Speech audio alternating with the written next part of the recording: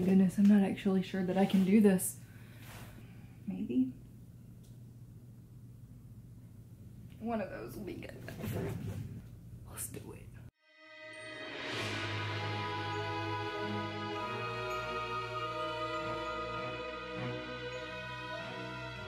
Hey guys, it's Whitney. Welcome back to my channel. Today I have a manga haul for you guys. So, manga hauls are always really exciting and fun for me to film. I feel like I have done a pretty good job of not going too overboard, considering I do have a pretty large number right here, but they weren't all bought in 1 month. I don't have that kind of money. So the first volumes that I'm going to talk about are going to be these. These are a bunch of sequels for series that I have talked about before in hauls and just on the channel in general. We're going to kick it off with Daytime Shooting Star Volume 6 and Daytime Shooting Star Volume 7. This is an ongoing series. I believe it's almost finished, that I have been following since it started coming out in the US. This has quickly become one of those comfort reads for me. I am very invested in the characters and what's going to happen to them in the concluding volumes. It follows a girl who ends up having to move to Tokyo with her uncle, and sort of what happens when she becomes sort of involved with a teacher. There's sort of a love triangle, sort of a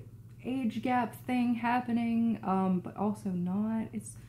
I know who I'm rooting for, and it's not the teacher. I'm just saying. But there is definitely a potential that this will end up going a different direction, and I just want you guys to be aware that age gap is potentially a thing in this one. Next, I picked up The Ancient Magus Bride, Volume 4. I'm slowly working my way through the series. I really, really like it. Like I said, I've talked about this one before. I feel like almost everyone sort of knows about the series. Maybe not what it's about, but they know about it. As you can see, I'm not the best at talking about manga, even though I love it so much. Next up, I have Kaiju Girl Caramelized. This is the second volume of this series. It's releasing fairly slowly from what I can see. This is a story about a girl who has some sort of, is it an illness? Is it a power? I don't really know what to call it, but when she feels intense emotion, she transforms into a kaiju. Next, I have Night of the Ice Volume 2. This is about an otaku figure skater who, with the help of his best childhood friend, can land his quad jumps because she recites the spell from an anime that they both loved growing up. I know it sounds a little weird. It is a little weird, but I really like it. I like how geeky the main guy is, and I also really like the figure skating aspect of it. Now we're gonna move into the ones that I haven't talked about before. The first one being The Alchemist Who Survived and Now Dreams of a Quiet City Life. This is the second volume in the series. I have the first one, I have read it, I just picked this one up. This one is weird, and the summary on the back does it the most justice, in my opinion. It says a 200-year-long nap has left Mariella the only alchemist in town, except that's a secret she definitely won't be sharing. In order to hide her true origins, she's going undercover as a chemist in the hopes of staying off the radar. While preparing to obtain her guild license and eventually open her own apothecary, Mariella begins to connect with residents of the Labyrinth city. Slowly but steadily, it starts to feel more like home. Is her dream of a quiet life finally within reach? So part of me thinks this is going to be a relatively short series, but I really enjoyed the first one, so I am looking forward to seeing what the second one has in store for me. Next up, I have Hell's Paradise, which is, first of all, this cover is beautiful. I like it personally. This is the story of an assassin who is betrayed and then given a death sentence, and in order to gain his freedom, he has to go to this island where there is this elixir that can make him immortal. Next, I have Levious Volume 2 and also Volume 3. I wish that I could give you a good summary of this, other than the fact that it is about Levious and his past, as well as his life in the mechanical martial arts stuff, which is like they get their body parts replaced with, you know, mecha upgrade kind of deal things. I'm still a little confused myself about what exactly the story is, even though I have read the first 2 volumes now and I have the third, waiting for me, but I like the art style and I like where it's going. And the last one for the series that I've already talked about is Witch Hat Atelier Volume 5. I am a volume or two behind on this one, but I still really like the series, so I'm just kind of collecting them as I go because I know I'm going to want to read them. This is about Coco, who witnesses a witch do magic and then tries to do it herself, and bad things happen and her adventure sort of goes from there. Next, I have Requiem of the Rose King Volume 1. This one I picked up on a recommendation from Shay Geeks Out. This is like inspired by Shakespearean plays. There were specific ones that were mentioned, but I can't remember what they are. I don't actually know the plot of this other than what I just said about the Shakespeare stuff, and that Shay said it was dark and twisty, and I'm here for that. She hasn't given me a bad recommendation yet, so I'm gonna trust her. So the next two that I have are really interesting because I sort of bought them on a whim. I'd never heard of them before, and I'm not even sure if I'm gonna say the name right. And that is Magia the Ninth, or Magia the Ninth. I'm pretty sure it's like magic, so Magia the Ninth, and that's volume 1 and 2.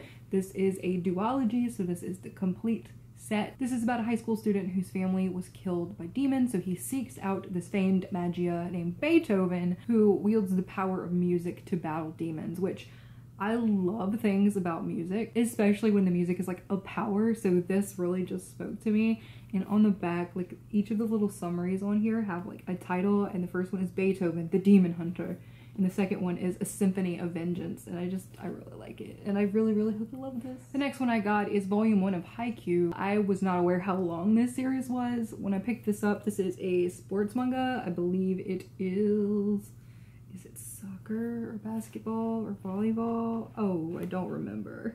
I don't know. It's a sports manga, and that sure doesn't look like a basketball to me.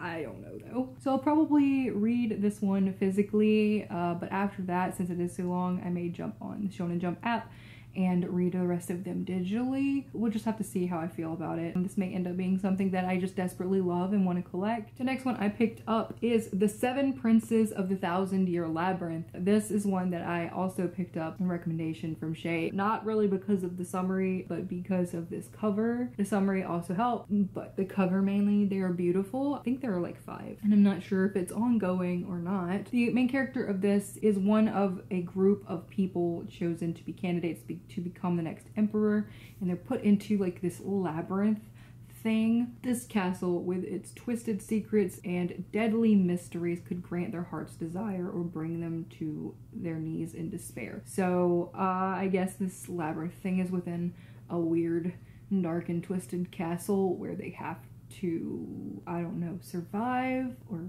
find their way out. It's really unclear. Next up, I have Cosmo Familia. This is cute. It reminds me of a Pretty Guardians style manga, even though it sort of is, sort of isn't. It's about this girl who is fighting these Cosmos, that reminds me of the Pokemon, which are destructive alien creatures who invaded their world, and the main character's family disappeared 6 years previously, and she's sort of been holding down the fort hoping that they will show up. The next one I have is Penguin Drum, which also strikes me as a Pretty Guardians manga. I like them, okay? It's a guilty pleasure, if you will. This one is about 2 twins whose sister is terminally ill, and they take her to an aquarium one day, and she gets worse and she ends up dying, but she ends up coming back to life. I just have a feeling that this is going to be a lot darker than it looks, but we'll see. Next up, I have A Witch's Printing Service Volume 1. This was another recommendation from Shay. I mean, if you guys can't tell, Shay is one of the main people that I watch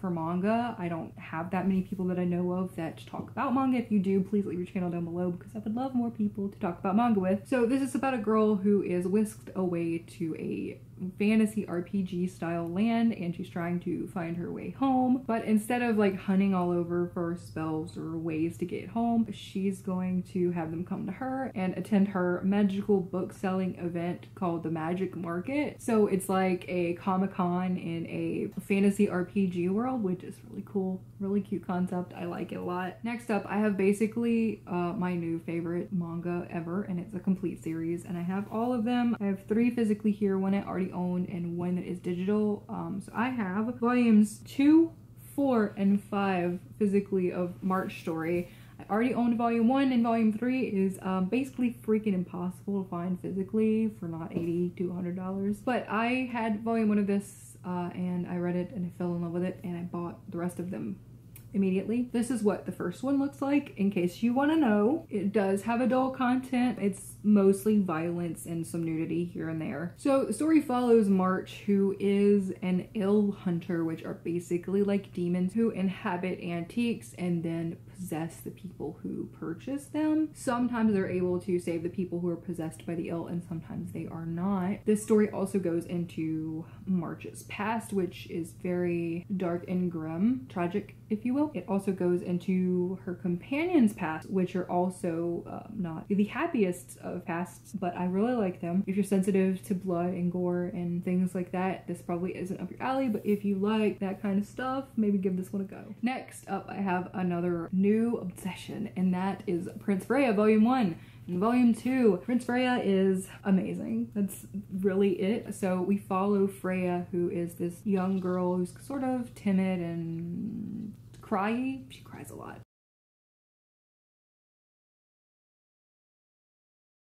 And the prince ends up dying of poison, and to keep the kingdom from being taken over or the people from panicking because their prince is dead, Freya ends up having to take his place and act as the prince to keep that from happening. This is very political, and I also really am enjoying the character development of Freya. So the last 3 that I have for you guys today are 3 boy love mangas. I'm typically not a boy love reader because a lot of them are very explicit early on. If you have any recommendations for some that are more slow burn and less erotica, please let me know. I'm fine with sexual content, it's just that a lot of them are just like, you know, the first chapter or 2, and I would like some story. But the first one I got is 7 Days. This is one that I've been hearing about. I think it's a little bit older. This one is about a character who will go out with anyone who asks them out, but the catch is that this person will usually break up with them at the end of the week. So the main character of the story asks this person out, and they say yes, and